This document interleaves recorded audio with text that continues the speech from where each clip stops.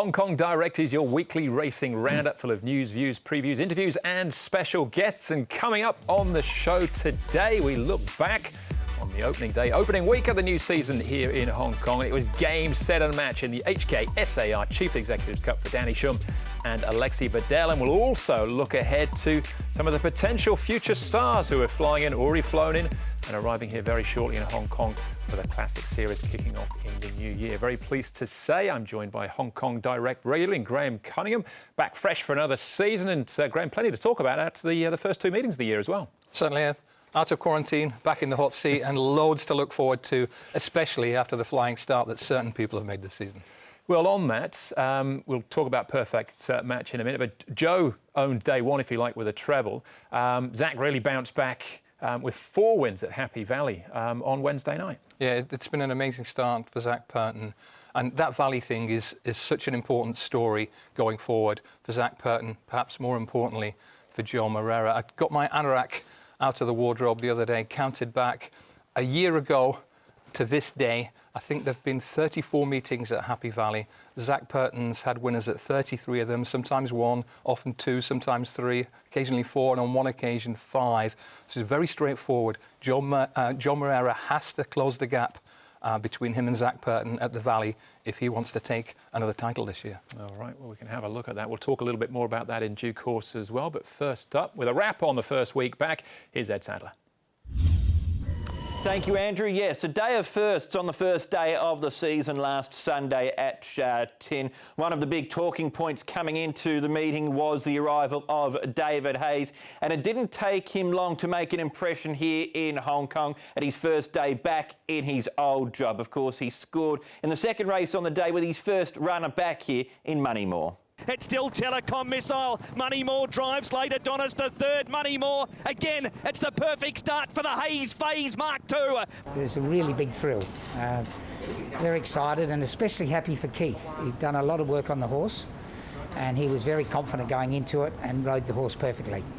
Hayes' winning run continued later on in the day when Metro Warrior saluted, so bringing up a double on the day for David Hayes as his first day back in his old job. Another trainer who celebrated a double was John Sires, which is a bit unusual for the first meeting back for the season. It was the first time that he'd won on the opening day since 2011. Sires generally gets stronger as the season gets longer. For the 11-time champion trainer, one of his highlights on the day came here with Excellent Proposal, a horse who was having just his second start in Hong Kong. We knew that he had the talent. He performed well at his first run here in Hong Kong after arriving as a horse who had raced in Australia. He trialled well over the pre-season period. It was heart and mouth sort of stuff. As you could see, his rider Joe Moreira was scrambling to find a gap. Once he got out with less than 200 metres left to go, he really powered to the line. This is a horse who's got a lot of potential and could be a potential 4-year-old series contender. Of course, that series will start in January with the Hong Kong Classic Mile. And even Joe Moreira said after the race that he wasn't sure whether he was going to get there in time or not. That was also the highlight of a treble for Joe Moreira as well too. So riding honours did go to the Magic Man on the day. The traditional feature though of the opening meeting for the season is always the HKSAR Chief Executives Cup, and it was taken out by Perfect Match, ridden by Alexei Badel, who started a full season contract here in Hong Kong and trained by Danny Shum. Danny's got an excellent record in the race. That was his 5th win ever in the Chief Executives Cup, and he has got lofty goals for Perfect Match. He's got a really good record. He said that he'll go towards the Jockey Club Sprint and then potentially on to the Hong Kong Sprint as well too. So we might be 3 months away from December, but that's where Danny is thinking with Perfect Match, a rising star for his stable. So that was Sunday at Sha Tin, the opening meeting for the season. And then we had the first night of racing for the season at Happy Valley on Wednesday night. And while it might have been the magic show at Sha Tin on Sunday, it was prime time Purton on Wednesday. The 4-time champion rider and the reigning champion jockey here in Hong Kong riding a 4-timer as well, which did raise the question, does Purton ride better at the city track? You know, you need a lot of luck there, and barriers play an important part. You know, it's got to get into the right spot at the right time. But the biggest key is just being on the right horses that are able to adapt to the positions I'd like to put them in, and you know, sometimes it happens, sometimes it doesn't. But you know, I do enjoy riding there, so I do think that helps. Downplaying things a little bit there, Zach. Graham, he was very, very good on Wednesday night, and from the front, from the back, nothing like breeds success like success, I suppose. Yeah, he's dead right that he had the good draws and horses with chances, but he's so clinical, he's so precise, and he's never going to big note himself on camera, but he knows that he's got that track sussed right now. Have a look at last season's statistics. 62 wins at the Valley for Zach Purton, 36 for Joe Moreira. That was the foundation stone his title drive was built on, and he's just a world-class rider, and he's right at the peak of his powers right now. He certainly is. And David Hayes, a perfect start for him on Sunday. Couldn't draw any blood at Happy Valley on Wednesday night, but he'd take a double on the first day. Absolutely, and I think the theme from last Sunday was the big guns finding the range very quickly. Double for David Hayes, first day back. Double for John Size. Bedell on his first day as a full-time Hong Kong rider on Perfect Match. He is a perfect match, unbeaten on that horse. Tony Millard confirming that he's a dab hand with new recruits. Prince of Gems scoring first time for him. So it was a really good story, and the big guns in the jockeys room. Big day for Joe, big day for Zach. Karras had a winner, Vincent had a winner. 7 out of 10 for the big four jockeys. They're finding the range nice and early. Yeah, and Alexi Bedell and Antoine Hamlin amongst the winners as well. And just on Alexi, perfect match, just very quickly, I know we're a long way off, but Danny Shumi's shooting for the stars. Yeah, he's rated 110 now, perfect match, which tells you that he's got more improving to do to trouble the best. But against that, there is, unusually, a bit of room at the top among the sprinters. Mr. Stunning isn't around anymore. 1 or 2 other good sprinters have questions to answer. So good on Danny Shum. He's entitled to dream big with that horse, but he needs to make that step up from the really good handicaps into the set weights races. All right, well, speaking of dreaming big, we're going to start to look at some of the big summer signings through the off-season. These horses, we're looking at here the Northern Hemisphere horses as well, Graham, and the first one we're going to concentrate on is Russian Emperor. Beautifully bred. He'll be heading to Douglas White. He'll arrive Saturday night in Hong Kong, in actual fact. Big rating, pretty big reputation out of the Ballydoyle yard. Yeah, this is a list of horses who already have high-class form in the book, and we know it can go either way in Hong Kong, but this is a superbly bred horse by Galileo out of the late Atlantic Jewel, and when he went to Royal Ascot, he looked a high-quality horse. In the Hampton Court Stakes, remember, this is the race that gave us Exultant, this is the race that gave us Derby Winner Collection. Keep an eye on that horse in the white as well, more on him in a moment, Berlin Tango, but on the white outside and looking a very, very strong stayer. He took a while to wind up Russian Emperor. Horse in the middle, in the Queen's colours, is a high-quality prospect, first defender, I think his name is. Takes him a while, but Russian Emperor gradually subdues those two. But the question is he quick enough for the 1,1600 races, or is he, as he looked that day, a real stayer? Yeah, and he went on to Epsom after that for the Derby itself, went off a single-figure price, obviously fancied.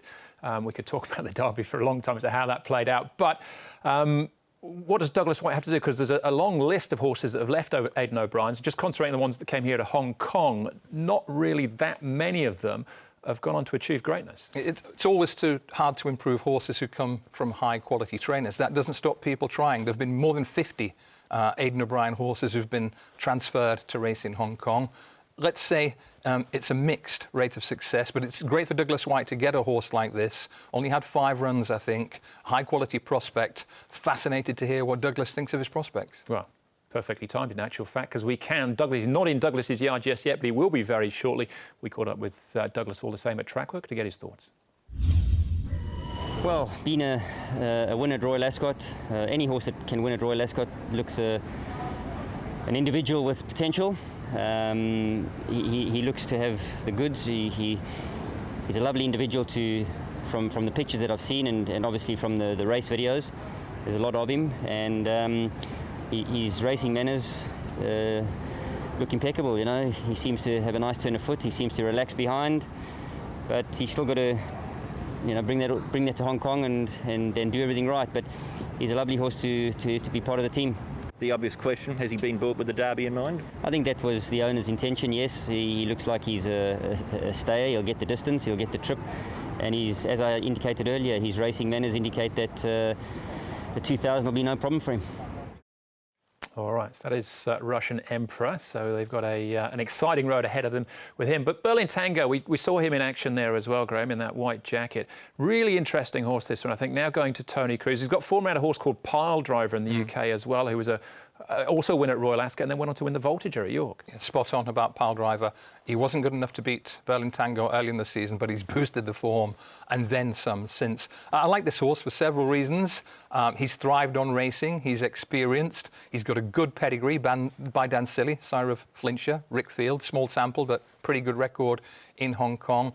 And he's a smooth traveller who tries hard. So I think he's highly likely to adapt to Hong Kong racing with the fast ground and the shorter trips he'll begin over. Of all the horses we're going to look at here, I don't think he'll come with perhaps the highest profile Berlin Tango, but he might be the high achiever. He's going to race in the colours of the Sue family. I assume he'll keep the name of Berlin Tango. They have been chasing a Derby dream for many, many years. It hasn't come off yet, and the Derby's a long way off. But who knows? Berlin Tango could be the one to win a really good race for them this year. And just going off that race with Russian Emperor, I mean, he was in front with a furlong to run. He's just been worn down, basically, in the closing stages. So a sharper, flatter track like Sharton and maybe quicker ground as well, those could all play to his advantages. Yeah, I like the way he goes about it. He jumps into the bridle pretty keenly, doesn't have any trouble going to pace against good horses. Interesting to see how he adapts. You never can be quite sure, but I have high hopes for this horse. Great stuff. All right, we've still got a couple more horses from Grant to have a look at in part 2, plus Chad Schofield, his horse to follow. Plus, we look ahead to Sunday's programme as well. All that to come up in the second part of the show.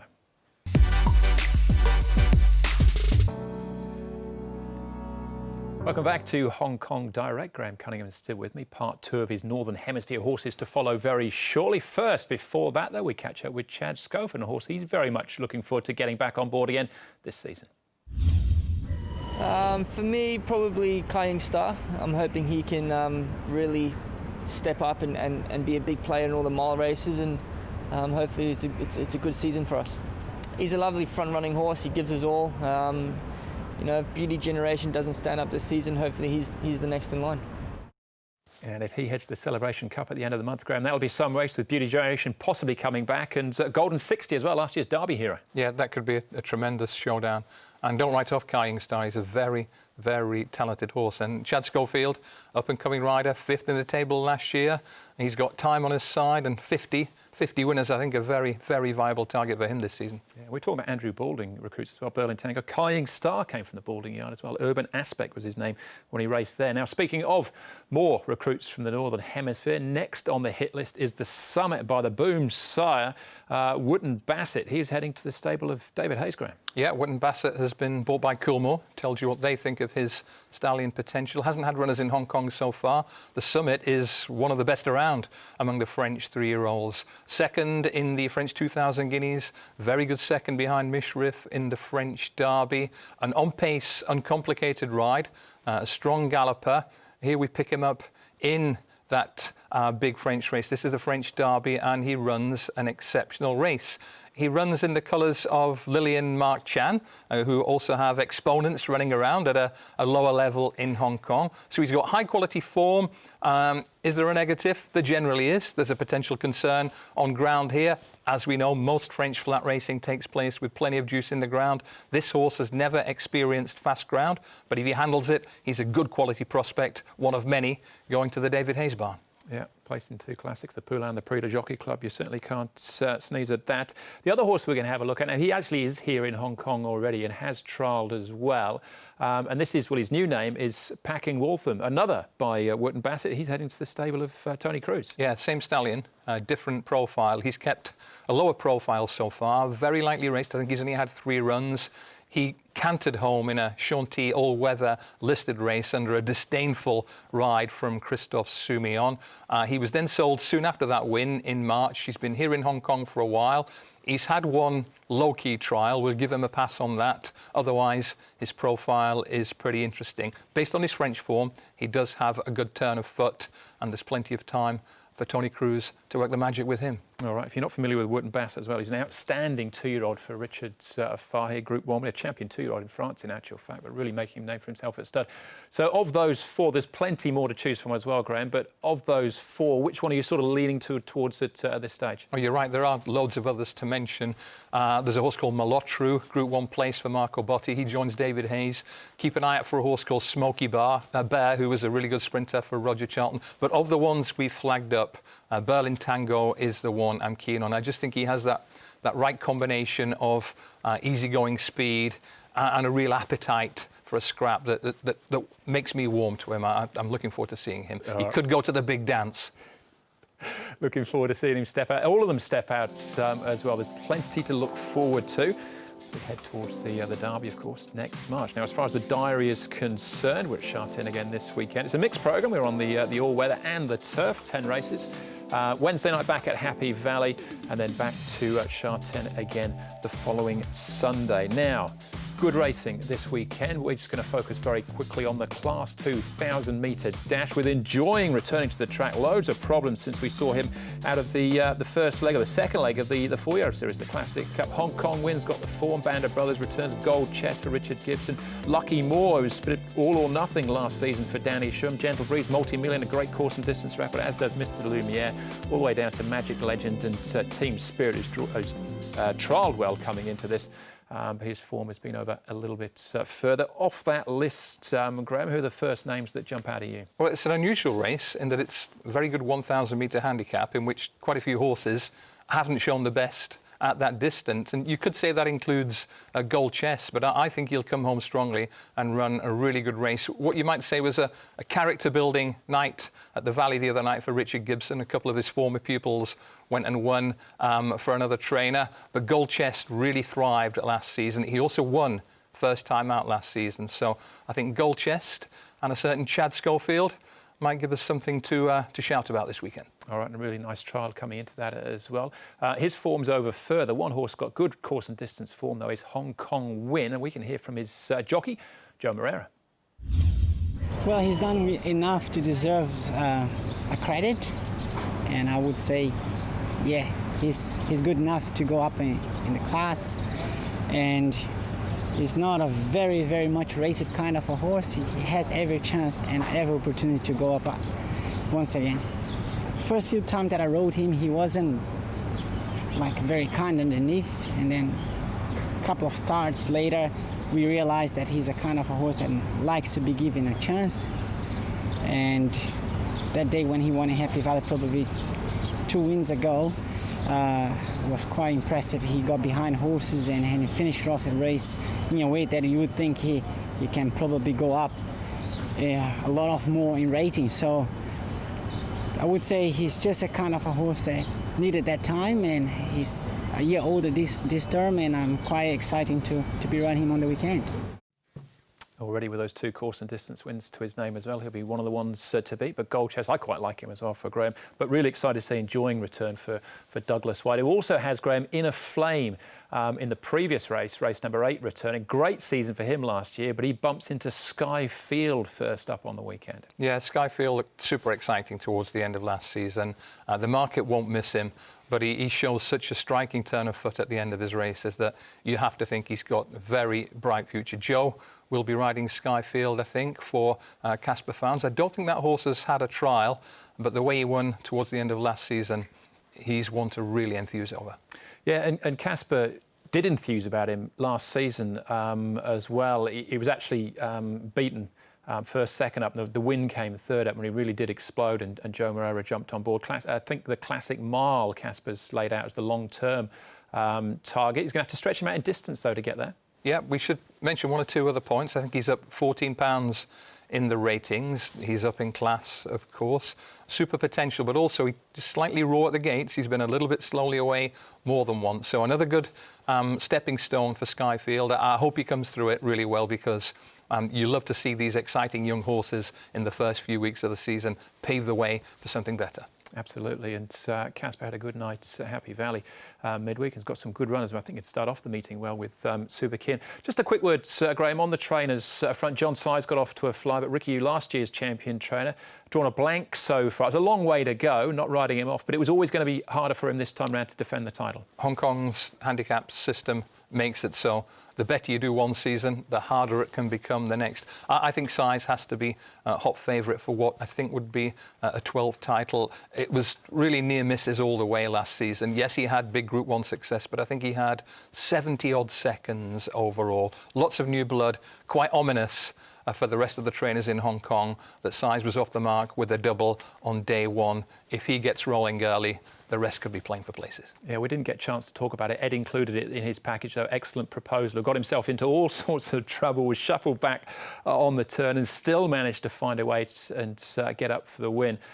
He looks like a really exciting prospect for the year ahead. Yeah, and the good news about a win like that, when you get out of jail, the handicapper can't give you full credit for what you achieve. So he's up to a mark of 84 now.